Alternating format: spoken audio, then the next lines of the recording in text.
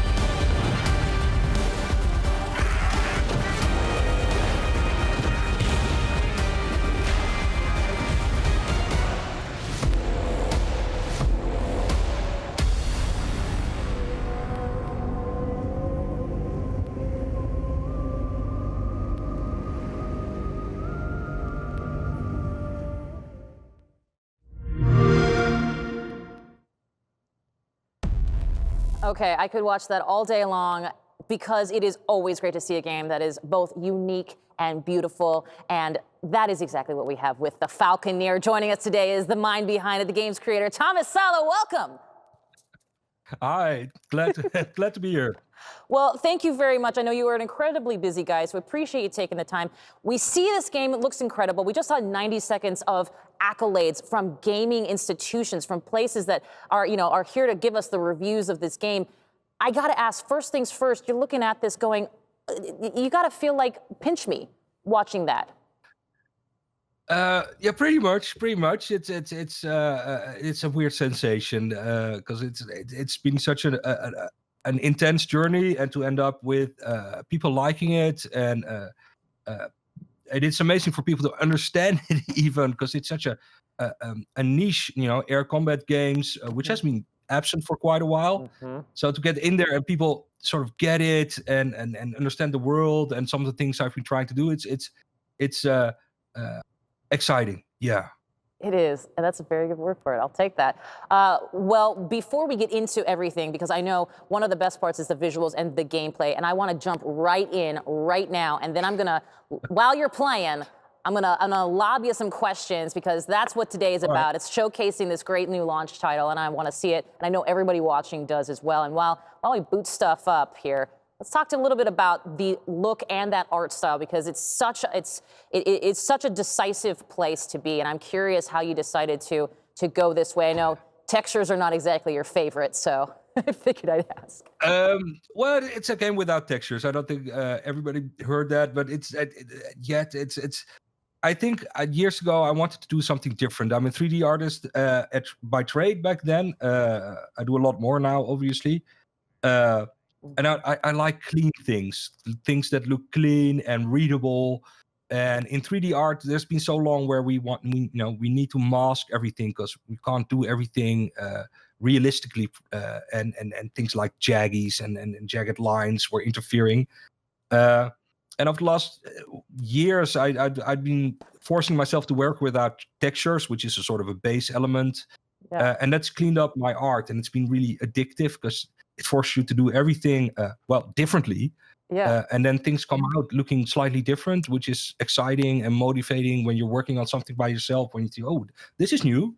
So it's a trick mostly for myself to get visuals that do look nice and clean and different, and get me going in the morning to make more of it. I love it. Let's get into those visuals right now. Let's jump into gameplay. Give the people what they want, Tomas. Give the people what they want. Let's jump into some gameplay here. And maybe right off the bat, let's talk.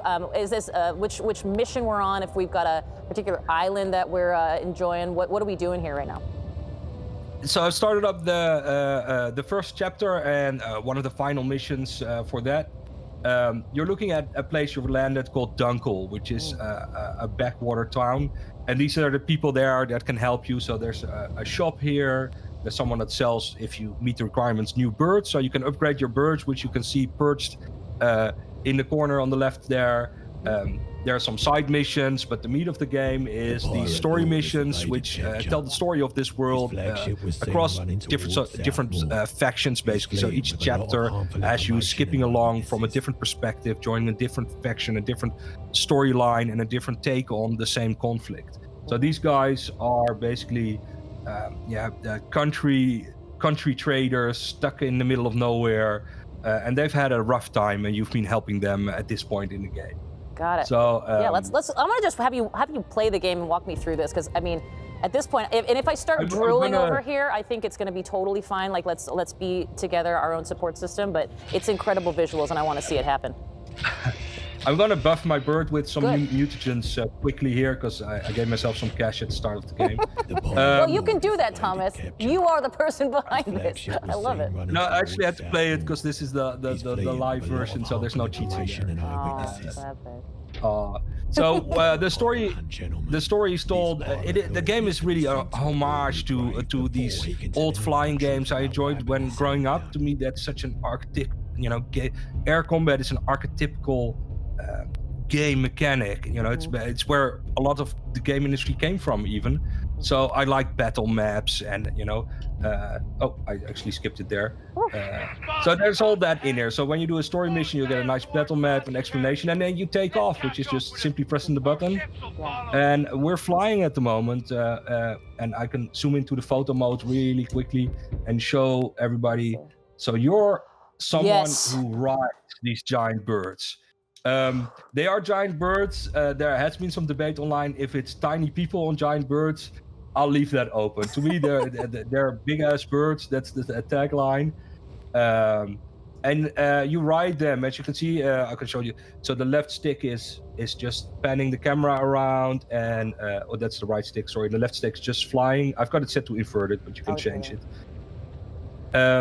And the thing with birds is they use thermals, and they don't have, there's no big jet engine on there. Even though there's a gun and ammo on its back, it doesn't have a jet engine. So you have to dive to make speed or hit these subtle thermal uplifts, updrafts, or whatever you want to call them. And they'll give you speed, lift you up, and power your blue bar on the bottom. And you can use that to do, barrel rolls and stuff. Oh my gosh! And is it true that you actually upgrade your ammo? You re-engage it with thunderstorms?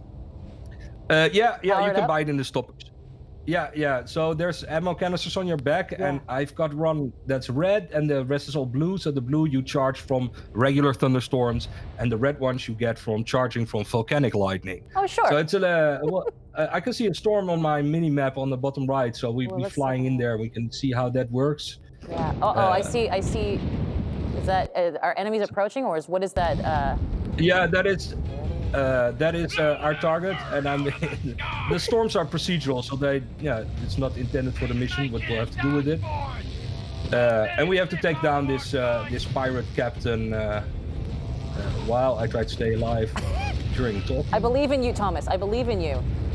Just tell us what you're doing, because there's so much going on, and I think that's such an integral part of this, right? It's this combat. It's this air flight combat. I love it.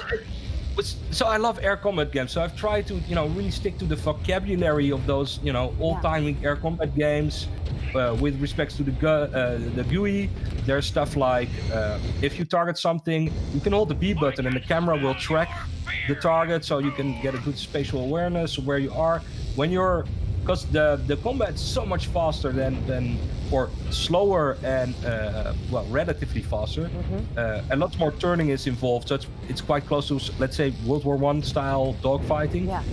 But I found it's impossible to hit it by just leading the target. So there's a little aim assist, and when you see the lock on blinking, that means you're basically locked on. You're getting that little boost to help you destroy your opponent.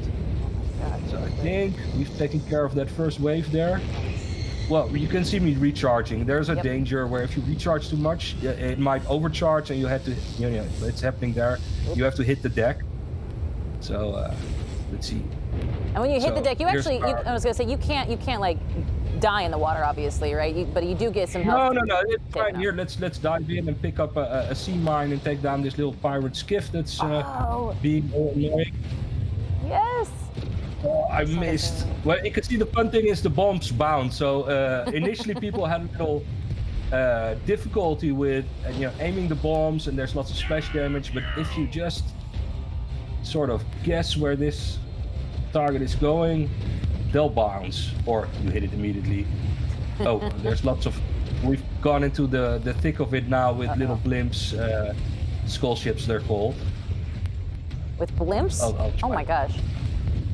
Yeah, so there's airships. These are very maneuverable airships, and there's quite big ones. This is a friendly steam rake, which is more like an ironclad, basically.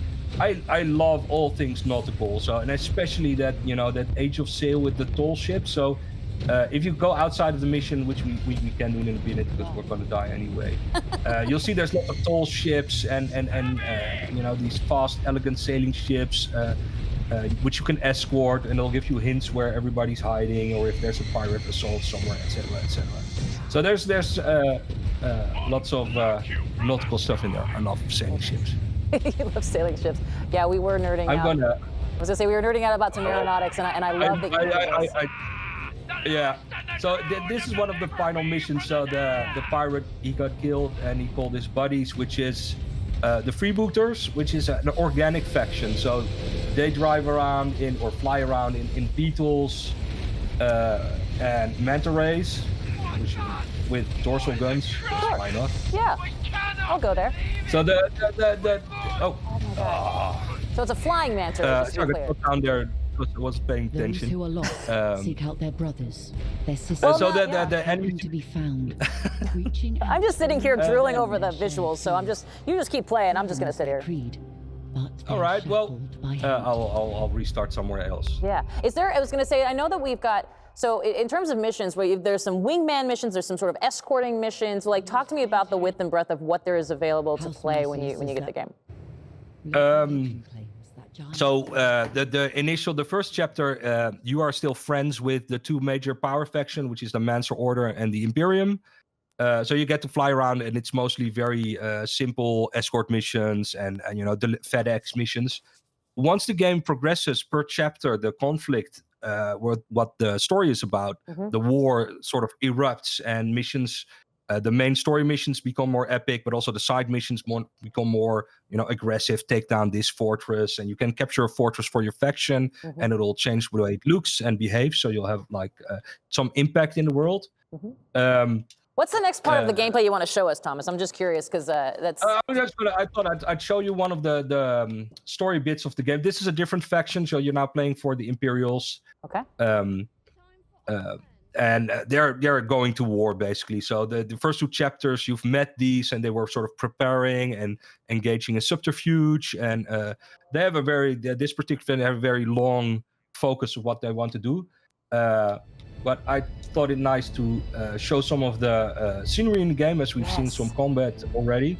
So this is a place called the Shard, which is their hometown, and you can see all the trading ships coming in. And when you're just lazily exploring, you'll meet these guys, which are like the tall ships that are flying the trade lanes.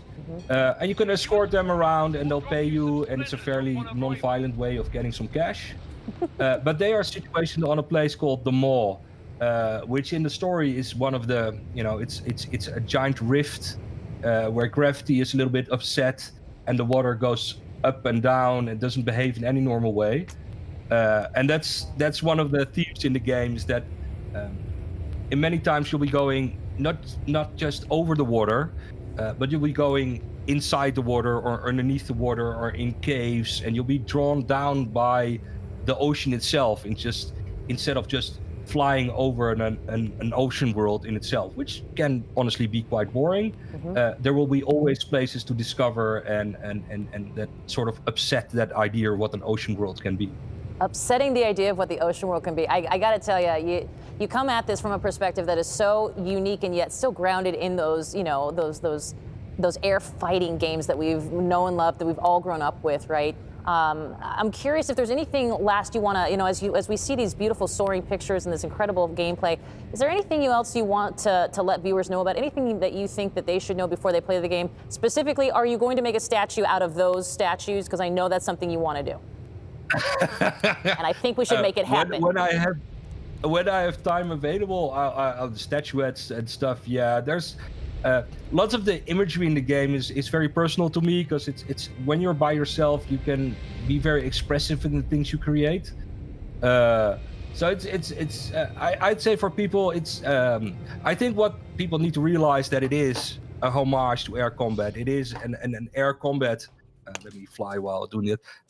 It's an air combat game at heart, and it just because it's got an epic story and it's got this great world to discover, it's still an air combat game. So you got to be ready to learn that in air combat things are happening behind you. You're getting targeted. People want to get on your six. And that can be incredibly intimidating. I think it's fantastically rewarding, and it's like I said, it's an archetypical gameplay. And if you've never tried it out, I hope I've added something to the genre that can pull people in and give them their first taste of that. Tomas, I think you did, myself included, is very excited. Thank you very much for coming on today, showing us all about the Falconeer. A huge congratulations to you. You can sleep after tomorrow. It's going to be great. And I will say thank you so much once again for being here. Congratulations. And we all look forward to checking it out. Thanks.